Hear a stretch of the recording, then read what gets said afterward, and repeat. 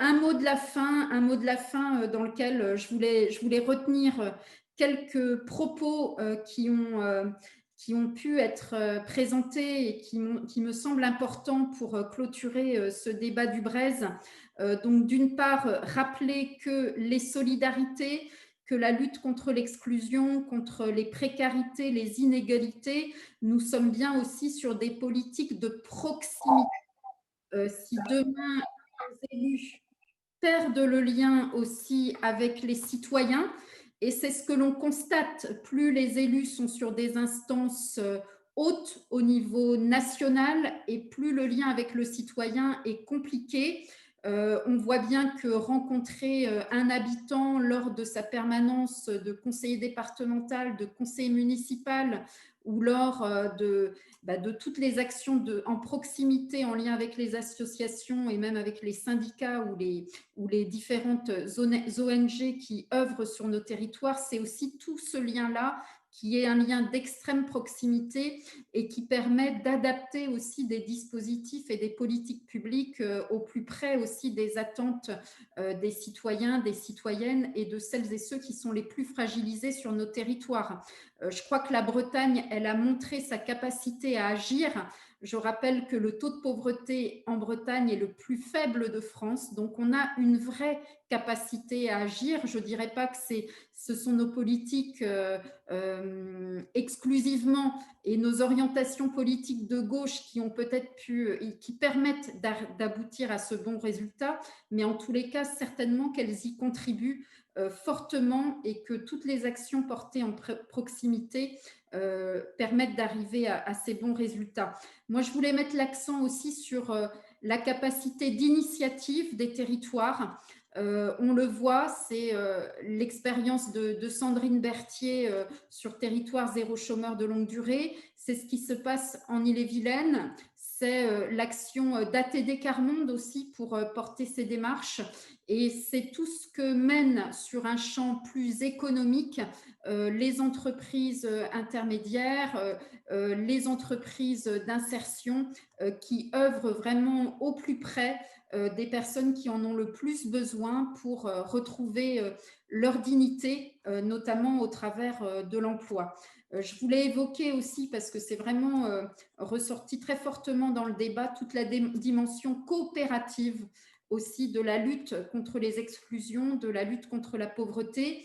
Et c'est ce qui est porté par la région, notamment sur l'accès à la formation, qui est absolument essentiel aussi pour accéder à l'emploi et donc sortir de la pauvreté. Et je retiens aussi ce qui est tout à fait unique peut-être dans notre région Bretagne, c'est cette capacité à travailler ces parcours de formation et d'emploi à l'échelle des territoires via des contrats ad hoc.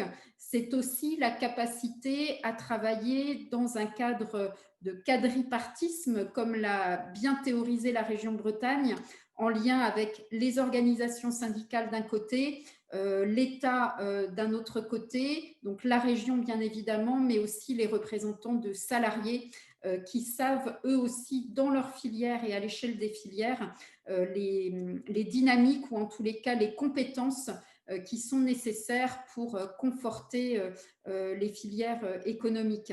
Je voulais aussi en conclusion évoquer le volet social et le volet écologique. On voit que notre approche au niveau des solidarités, elle doit évidemment faciliter l'accès aux biens communs, faciliter l'accès à la santé, l'éducation, au logement, aux mobilités, mais aussi renforcer la dimension écologique. Je crois que nos collectivités, nos bailleurs sociaux portent aussi cette dynamique sur les plans de rénovation urbaine dans les quartiers politiques de la ville pour faciliter la rénovation énergétique de centaines de logements. Là aussi, ce sont des politiques fortes dans nos territoires menées aussi beaucoup par les villes en lien avec le département, la région, mais également l'État qui s'y associe.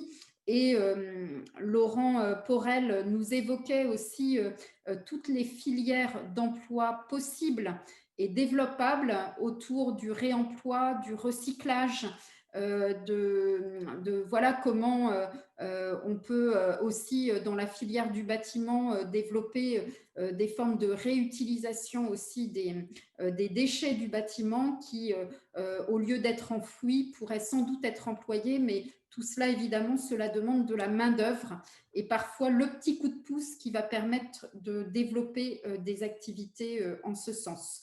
Donc, un dernier mot pour dire qu'effectivement, toutes ces politiques, elles sont concrètes. Ce sont des chantiers d'insertion, ce sont des expérimentations territoire zéro chômeur de longue durée, ce sont des clauses sociales qui sont aussi plus ou moins exigeantes selon l'orientation politique des collectivités. Ce sont des parcours de formation et des financements pour la formation avec des aides aussi à l'accès à la formation qui sont proposées à nos concitoyens, concitoyennes parmi les plus précaires. Ce sont aussi des tarifications spécifiques, des gratuités ou des tarifications sociales qui sont mises en place. Et puis, ce sont des politiques aussi très exigeantes et volontaristes auprès de ce que j'appellerais les précaires des précaires, c'est-à-dire ceux qui arrivent sur nos territoires, qui viennent de loin, qui sont exilés et qui parfois se retrouvent absolument sans ressources. Pour terminer, je dirais que ces politiques, elles sont indispensables parce qu'elles apportent effectivement confiance, dignité, estime de soi pour nos concitoyens, concitoyennes qui sont dans des situations de précarité.